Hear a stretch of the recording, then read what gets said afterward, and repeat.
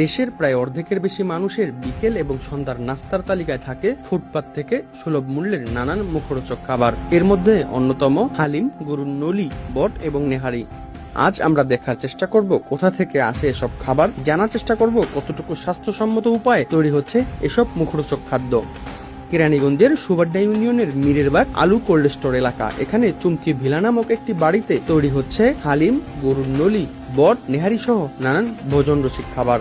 আমরা ভেতরে গিয়ে দেখতে পাই টয়লেটের সামনে একদম নোংরা পরিবেশে গরুর ভুঁড়ি পরিষ্কারের কাজ করছেন একজন কর্মী। ভুঁড়ি এবং গরুর নলিগুলোতে মাছের সমারোহ এবং পচা দুর্গন্ধ। সাধারণত পচা এবং অতিরিক্ত দুর্গন্ধ থাকলেই মাছের আনাগোনা বাড়ে। একটি হাঁড়িতে তৈরি হচ্ছে সবার প্রিয় নলির হালিম। এখানে এলে দুর্গন্ধে বমি চলে আসবে যে কোনো সুস্থ মানুষের। প্রস্তুত হতে থাকা ভুঁড়িগুলো দেখে মনে হচ্ছে কয়েক মাস আগের পচা এবং বাসি। কর্মীদের সাথে কথা বলে জানা যায় তারা প্রায় 17 বছর যাবত এভাবেই তৈরি করে গরুর ভুঁড়ি, হালিম, নলি বিক্রি করছেন। প্রশাসন বা কেউ কখনো কিছুই বলেনি। অবাক করার বিষয় হচ্ছে বাড়িটির ভেতরে যেমন পচা খাবার তৈরি হচ্ছে, তেমনি অপরিচিত কেউ যেন প্রবেশ করতে না পারে সেজন্য সার্বক্ষণিক সিসি ক্যামেরার মনিটরিং করা হচ্ছে ভেতর থেকেই। পচা খাবার তৈরির বিষয়ে জানতে চাইলে ভুঁড়ি ব্যবসার মালিক হেলাল মিয়া বলেন, এগুলো সম্পূর্ণ স্বাস্থ্যসম্মত।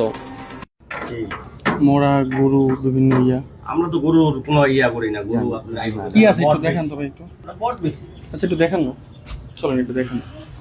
এগুলো কি? গরুর বট। ওই যে বাজারে বিক্রি হয় এগুলো? হ্যাঁ, কষার দোকান থেকে কিনে আনি আমরা। কোথা থেকে? কষার দোকান থেকে। ও আচ্ছা আচ্ছা। এগুলো কি এগুলো ভাই? এটা গরুর চর্বি, আপনারা মালের থেকে সাইড করে চর্বি রাখলাম। গরুর বট। গরুর বট মানে কি কাজে লাগান পরবর্তীতে? আমরা বেশি আমাদের দোকানে বট বেচি। ঠিক আছে, মাছি কেন ভাই? মাছ হবে বড় বড় ক্যামেরা থাকবেই বটে। মাছি কোন জায়গাতে? মাছি তো হলে অনেক দিন ধরে ব্যবসা। আমরা আজকের ব্যবসায়ী না, আমরা অনেক দিন ধরে দোকানদারি 17 বছর দোকানদারি করি। 17 বছরের ব্যবসা আমাদের।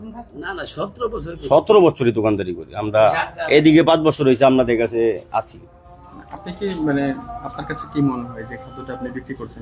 ইনশাল্লাহ আমি নিজে খাই, আমার বাল বাচ্চা খায়, আমি দিয়ে গেছে একজনের খাওয়াই, ঠিক আছে? আমি নিজেও খাই, আমি নিজে পাকাই, আমি নিজে পাকাই। এই যে আমাদের পাক করাটা, ঠিক আছে? মনে হয়ে গেছে বুঝায় তো শুক্রবার তো আমরা দোকান করি না, কাজ করতে হয়। সব দিয়ে সব পুরোপুরি বট।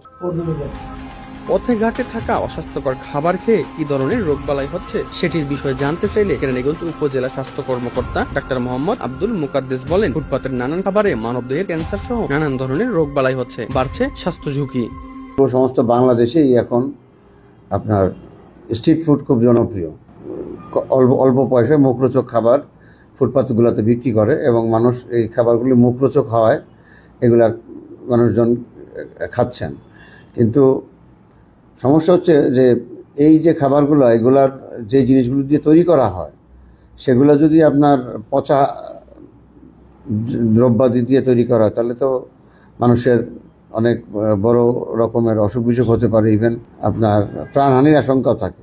যেমন 1 নম্বরে যেটা হতে পারে আমাদের পরিপাকতন্ত্রের বিভিন্ন রকমের সমস্যা, গ্যাস্ট্রিক আলসার থেকে শুরু করে ইভেন আপনার এই সমস্ত পচা বাসি ভেজাল খাদ্য খাওয়ার ফলে ক্যান্সার পর্যন্ত হওয়ার ঝুঁকি আছে, টাইফয়েড হতে পারে। সাধারণ মানুষ মনে করছেন ফুটপাতের এসব খাবারের উপর কঠোর নিয়ন্ত্রণ না থাকলে দেশের জনস্বাস্থ্য মারাত্মক ঝুঁকির মুখে পড়তে পারে।